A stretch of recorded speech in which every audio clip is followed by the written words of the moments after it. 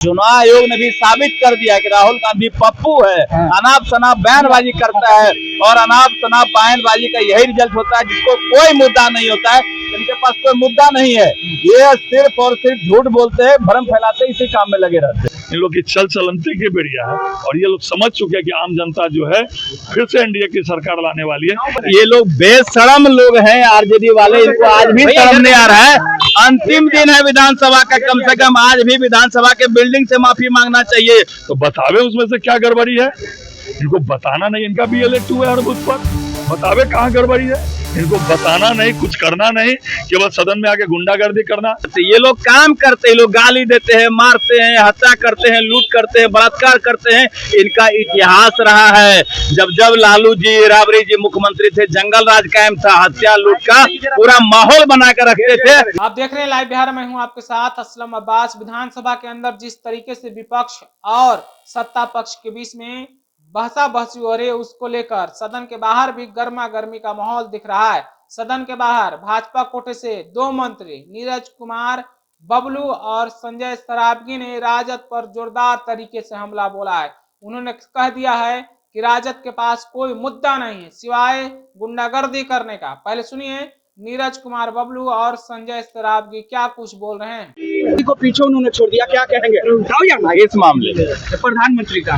प्रधानमंत्री सबसे बेहतर प्रधानमंत्री हुए हैं अभी तक के, और हम समझते हैं कि पूरे दुनिया में जिसका नाम हो, पूरे दुनिया का सबसे पॉपुलर प्रधानमंत्री हमारे देश के प्रधानमंत्री हैं। तो हमारे लिए गर्व की बात है, सम्मान की बात है। हमें ऐसे प्रधानमंत्री का गर्व है जो विकास के काम में, पॉपुलर में पूरे दुनिया में सबसे आगे हो। चुनाव आयोग ने राहुल गांधी के आरोपों को खारिज कर दिया है, आप कैसे देख रहे हैं? चुनाव आयोग ने भी साबित कर दिया कि राहुल गांधी पप्पू है, अनाप शनाप बयानबाजी करता है और अनाप शनाप बयानबाजी का यही रिजल्ट होता है जिसको कोई मुद्दा नहीं होता है। इनके पास कोई मुद्दा नहीं है, ये सिर्फ और सिर्फ झूठ बोलते हैं, भ्रम फैलाते हैं, इसी काम में लगे रहते हैं। आरोप भी लगाए जा रहे हैं। देखिए ये लोग बेशरम लोग हैं, आरजेडी वाले, इनको आज भी शर्म नहीं आ रहा है। अंतिम दिन है विधानसभा का, कम से कम आज भी विधानसभा के बिल्डिंग से माफी मांगना चाहिए, यहाँ के अध्यक्ष से माफी मांगना चाहिए, एक एक सदस्य से माफी मांगना चाहिए कि जो गलती हम 5 साल किए हैं, आने वाले समय में वो गलती अब नहीं करेंगे। हम लोग को डर है, विधानसभा में गाली बकते हैं, कभी पत्थर मारेंगे, डंडा मारेंगे, हेलमेट पहनना हमारी मजबूरी है, लोग हेलमेट पहन के विधानसभा जा रहे हैं, यही स्थिति बनी हुई है। ये आरोप तो बहुत गंभीर लग रहे हैं कि हत्या हो सकती है। देखिए आरोप ये लोग नहीं लगाते, ये लोग काम करते हैं, लोग गाली देते हैं, मारते हैं, हत्या करते हैं, लूट करते हैं, बलात्कार करते हैं।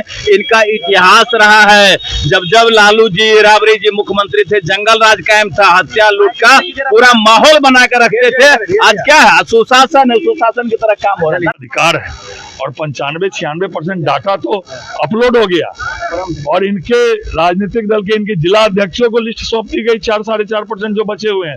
तो बतावे उसमें से क्या गड़बड़ी है, इनको बताना नहीं। इनका भी इलेक्ट हुआ है हर बूथ पर, बतावे कहाँ गड़बड़ी है।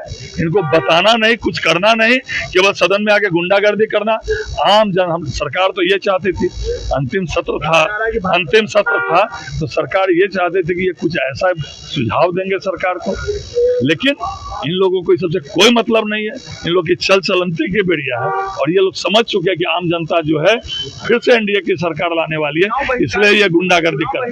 कहाँ हिम्मत है, कहाँ। तो अभी आपने नीरज कुमार बबलू और संजय सरावगी, जो कि दोनों बीजेपी कोटे से नीतीश कुमार के कैबिनेट में मंत्री हैं, उन्होंने साफ साफ कह दिया है कि इस मॉनसून सत्र, जो 5 साल के लिए जो आखिरी सत्र है, यानी कि इस सत्र के बाद अब चुनावी माहौल में सबको जाना है। उम्मीद किया जा रहा था कि विपक्ष कुछ अच्छा सलाह और मशवरा देगा, लेकिन विपक्ष के पास कोई मुद्दा ही नहीं है। किस तरीके से नीरज बबलू बोल रहे थे कि विपक्ष सिर्फ और सिर्फ उल्टा सीधा काम कर रही है, जनता के सरोकार से उन्हें कोई मतलब नहीं है। संजय सरावगी ने भी कहा है, आपने खुद सुना है। आप इन दोनों मंत्रियों के बयान के बारे में अपनी प्रतिक्रिया हमें जरूर पहुंचाइएगा। तब तक के लिए आपका शुक्रिया।